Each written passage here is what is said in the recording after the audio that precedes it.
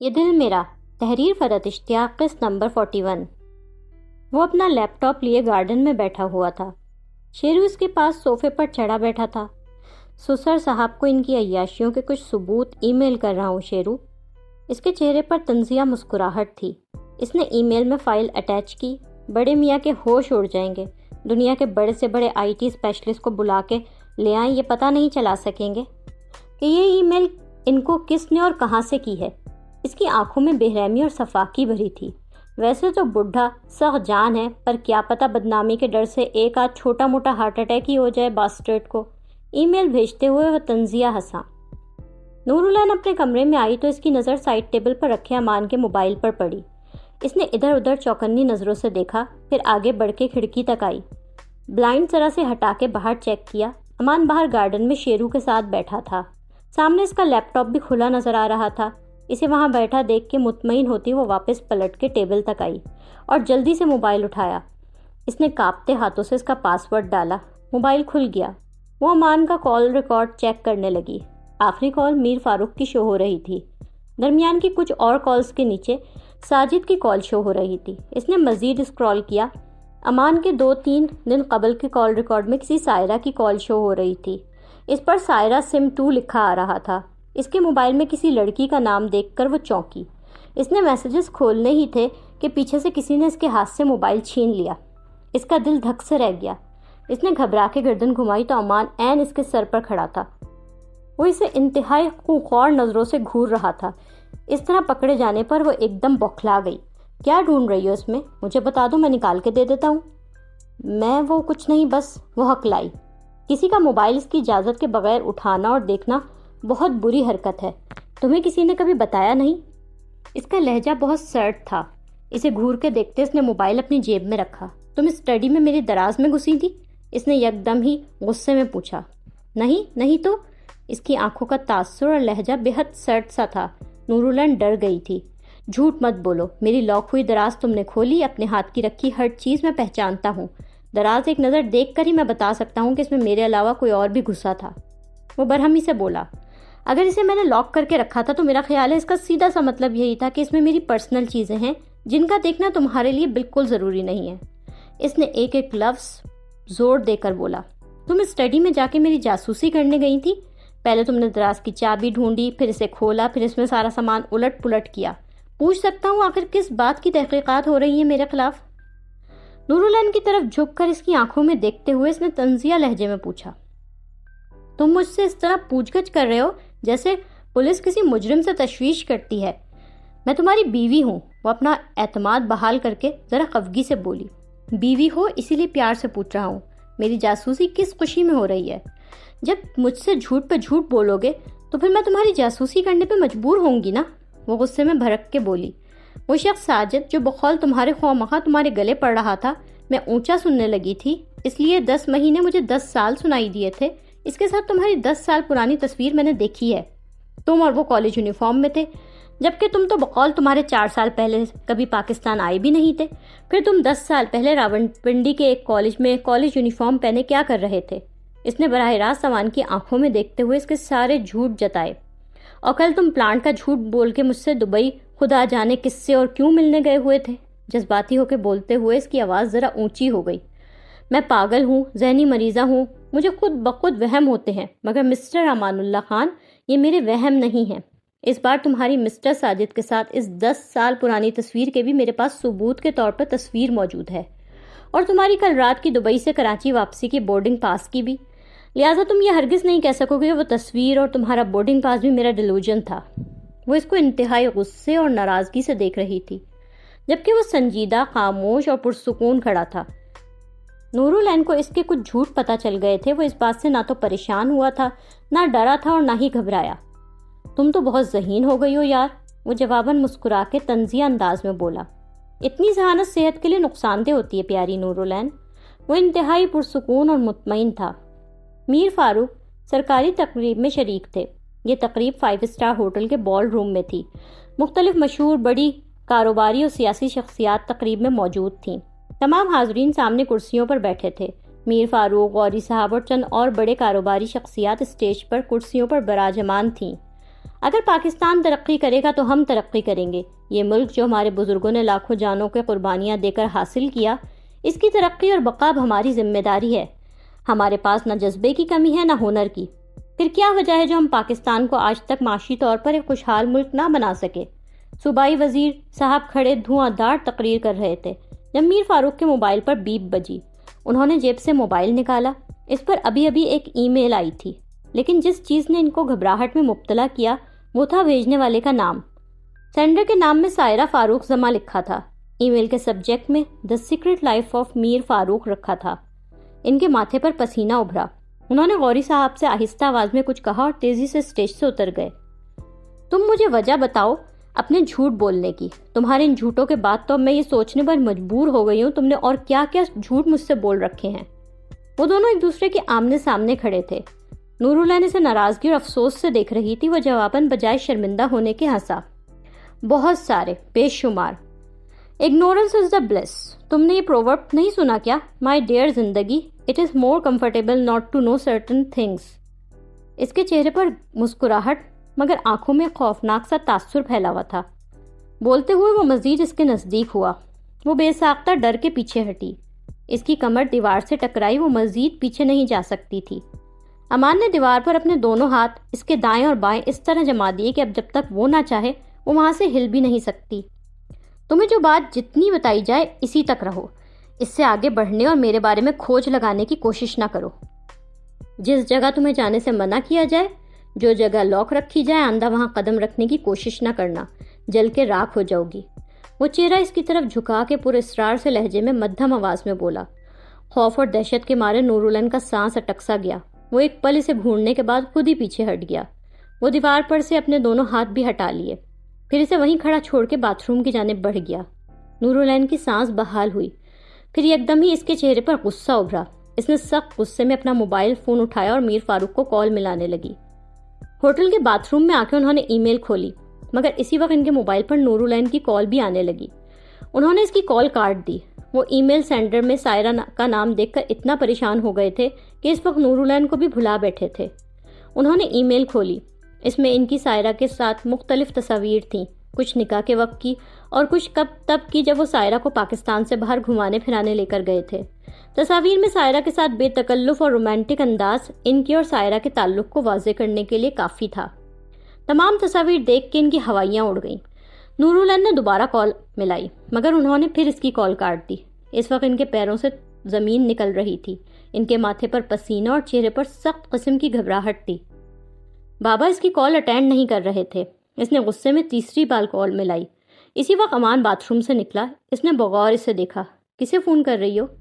اب کہ اس کا انداز بالکل نارمل تھا، جیسے چند لمحے پہلے ان کے درمیان کوئی تلخی، کوئی لڑائی نہیں ہوئی تھی۔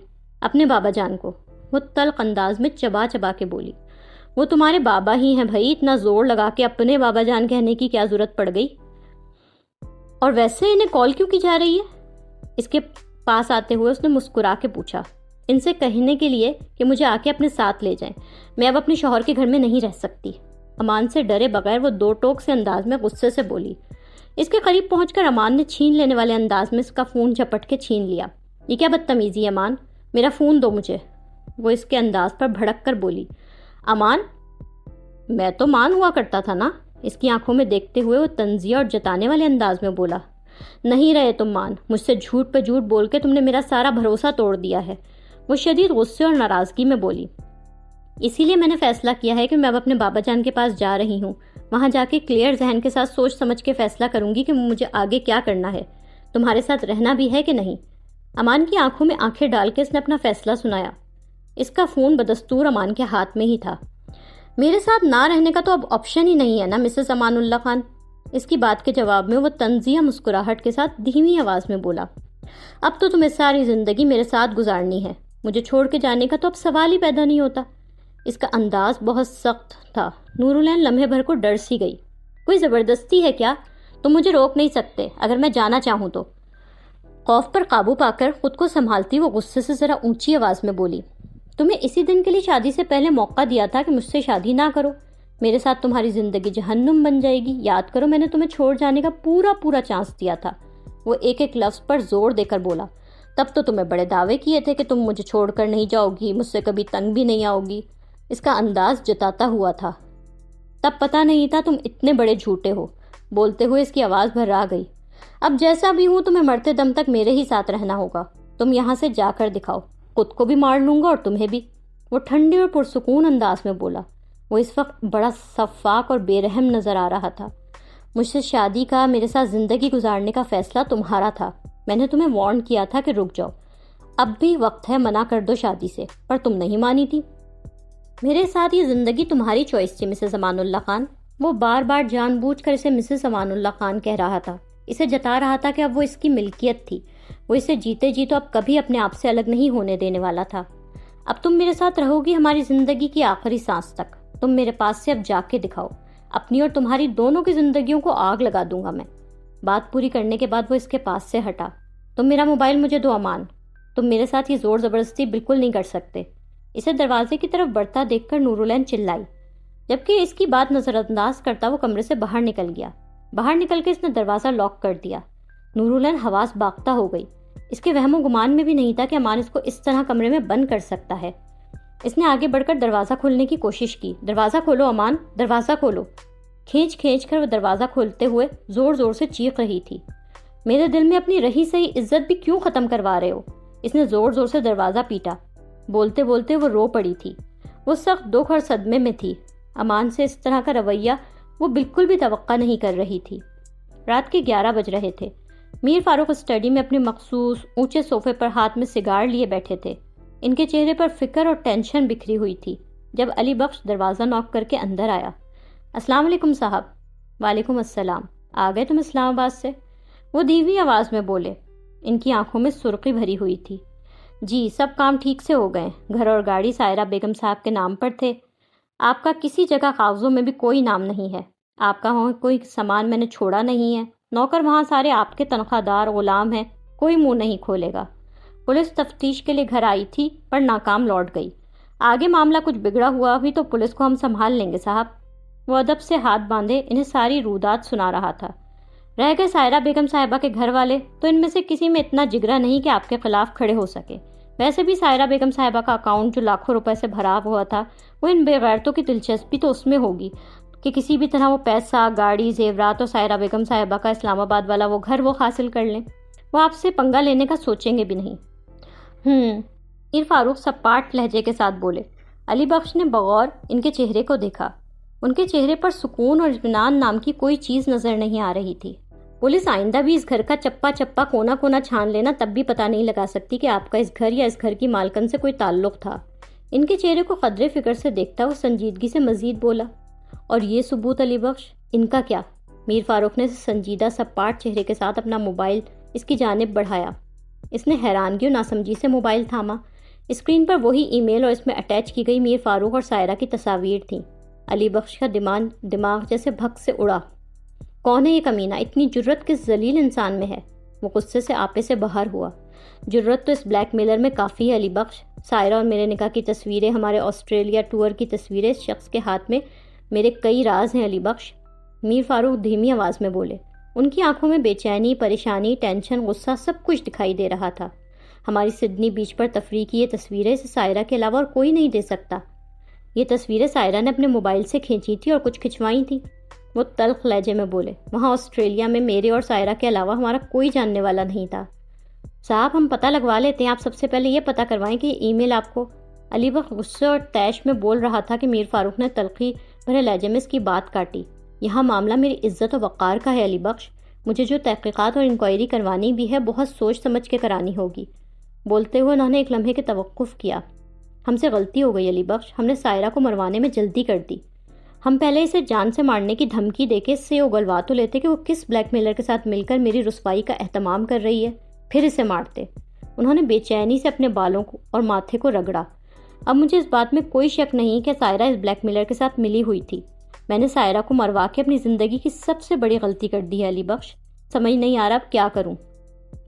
وہ اب سخت پچھتا رہے تھے. ان کو فی الحال اس نئی مصیبت سے نکلنے کا کوئی راستہ سمجھ نہیں آ رہا تھا.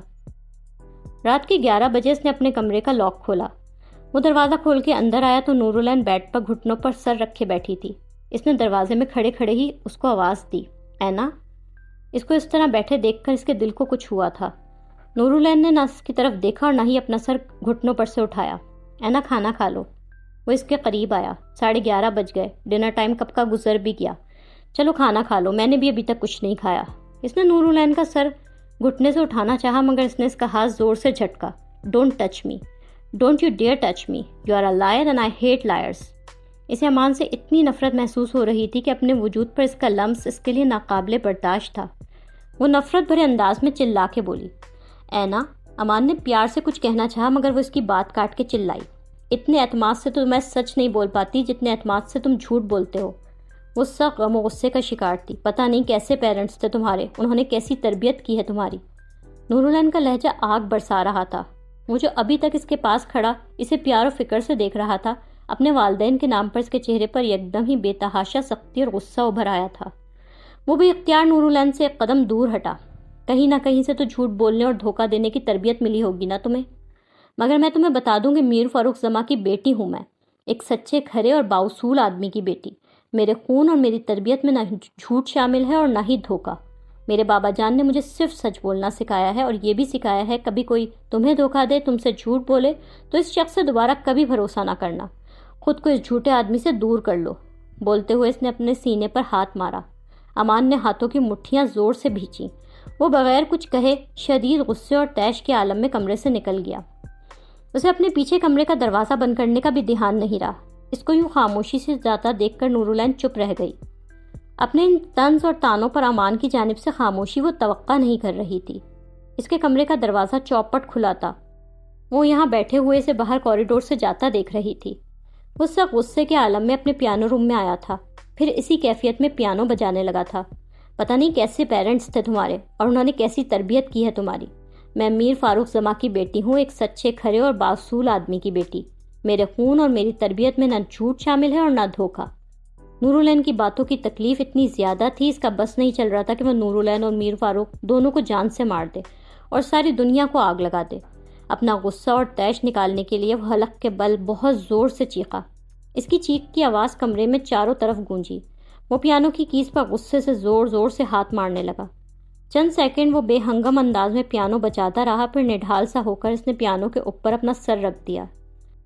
اس کا ذہن پھر سے ماضی میں گم گیا تھا۔ میر فاروق کا شاندار سمر ہاؤس اکلوتی بیٹی کی سالگرہ کے موقع پر روشنیوں میں نہا رہا تھا۔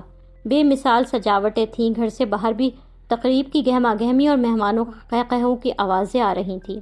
میر فاروق کے خاص دوست اور ملنے والے تقریب میں مدعو تھے۔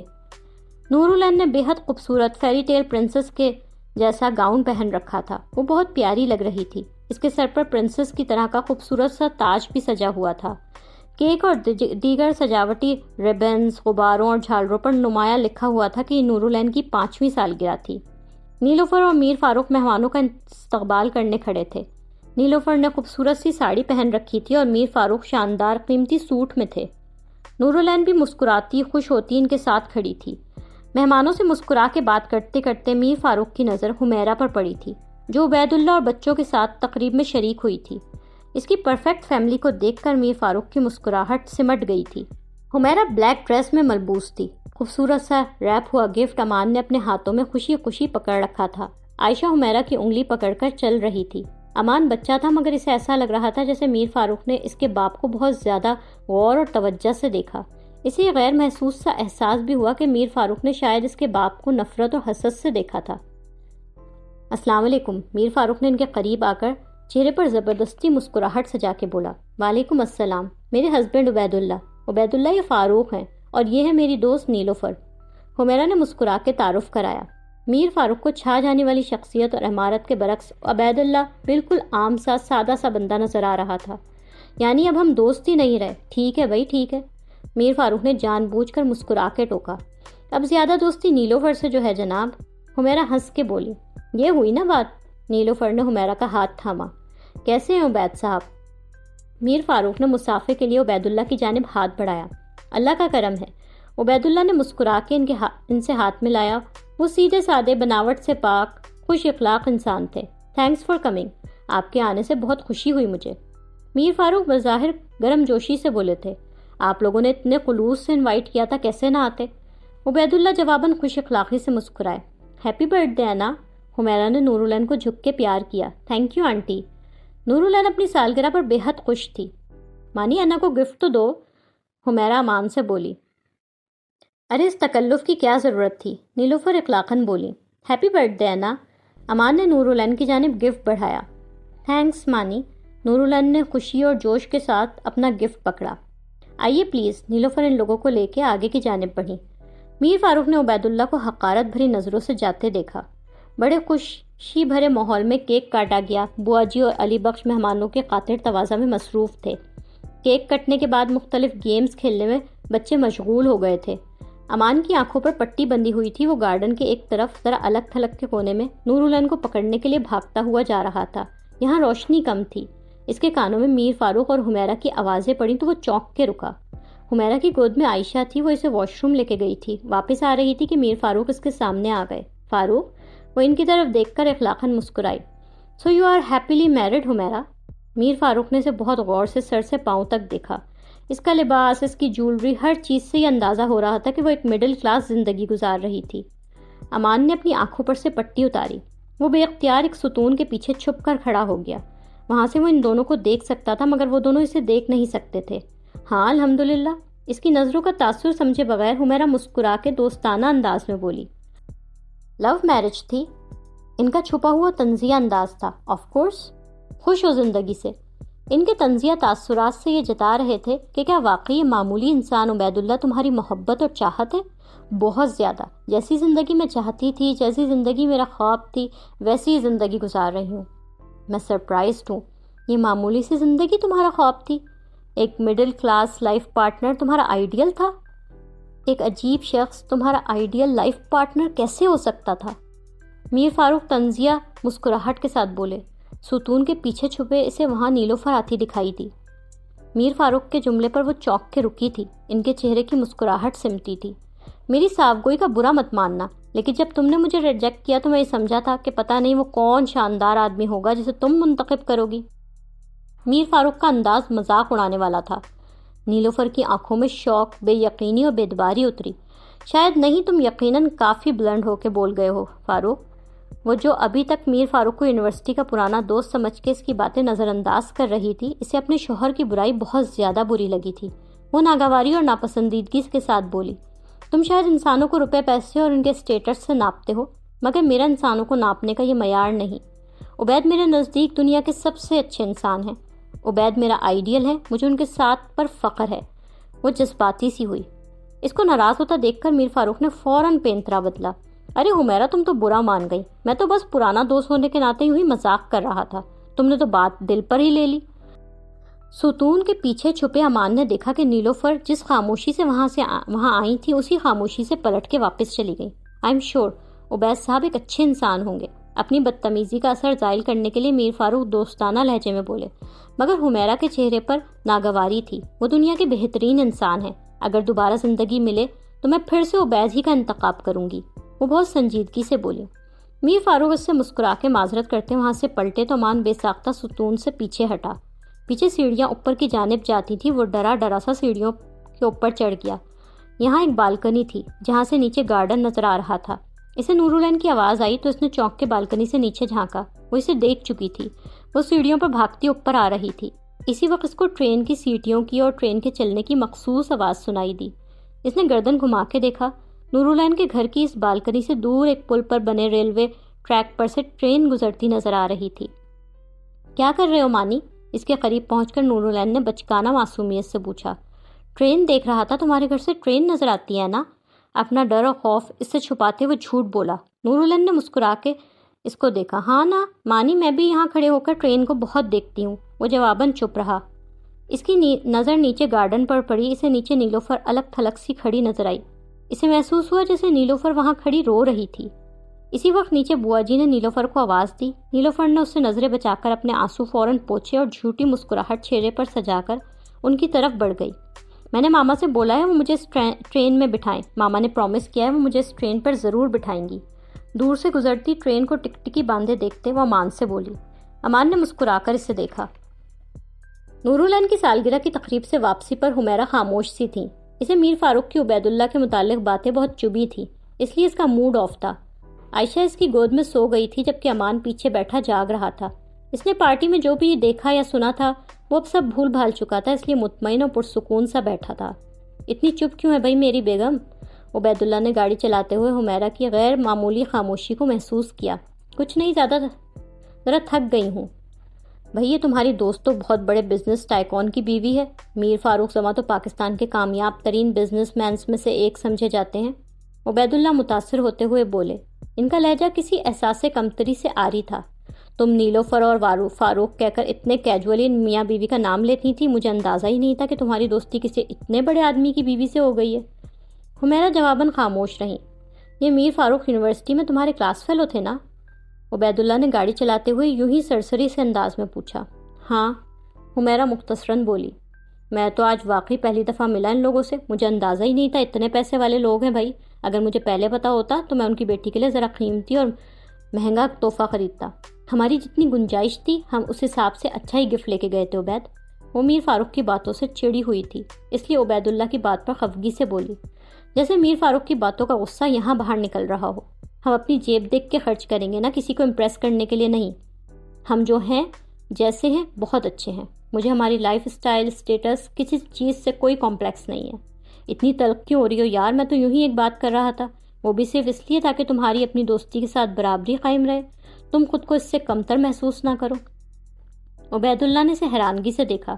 مجھے کسی سے کوئی کمتری فیل نہیں ہوتی عبید، اللہ کا شکر ہے میں نے لاکھوں کروڑوں لوگوں سے اچھا رکھا ہوا ہے اللہ نے ہمیں، اس کا احسان ہے۔ بولتے ہوئے اس نے عبید اللہ کی جانب دیکھا۔ محبت کرنے والا شوہر، پیارے سے 2 بچے، صحت، سکون، خوشیاں، اللہ نے اتنی نعمتیں، اتنی خوشیاں مجھے عطا کر رکھی ہیں کہ میں اس کا جتنا شکر ادا کروں کم ہے۔ اس کی آنکھوں میں عبید اللہ کے لیے پیار، عزت اور فخر تھا۔ عبید اللہ اس کی طرف دیکھ کے پیار بھرے انداز میں مسکرایا۔ انہوں نے گاڑی کاٹیج کے باہر لا کے روکی۔ میری صابر و شاکر بیوی، میری حسرت ہی رہے گی کہ ابھی تم مجھ سے کوئی ڈیمانڈ کرو، روپیہ، پیسہ، زیور، قیمتی کپڑے مانگو۔ عبید اللہ گاڑی سے اتر کے دوسری طرف اس کے پاس آئے اور دروازہ کھول کے اس کی گود سے سوئی ہوئی عائشہ کو اپنی گود میں لے لیا۔ پچھلی سیٹ سے امان بھی گاڑی سے اتر آیا۔ مجھے ان سب چیزوں کی کوئی ضرورت نہیں ہے، جو مجھے چاہیے وہ سب میرے پاس ہے، وہ جواباً عبید اللہ کی آنکھوں میں دیکھ کے سنجیدگی اور پیار سے بولی۔ آ جاؤ مانی۔ اس نے پیار سے امان کا ہاتھ تھاما۔ وہ کاٹیج کا دروازہ کھولتی آگے بڑھی۔ عبید اللہ عائشہ کو گود میں لیے اس کے پیچھے پیچھے کاٹیج میں داخل ہوا۔ لائک، کامنٹس، شیئر کریں اور تازہ ترین اپڈیٹس کے لیے سبسکرائب کریں۔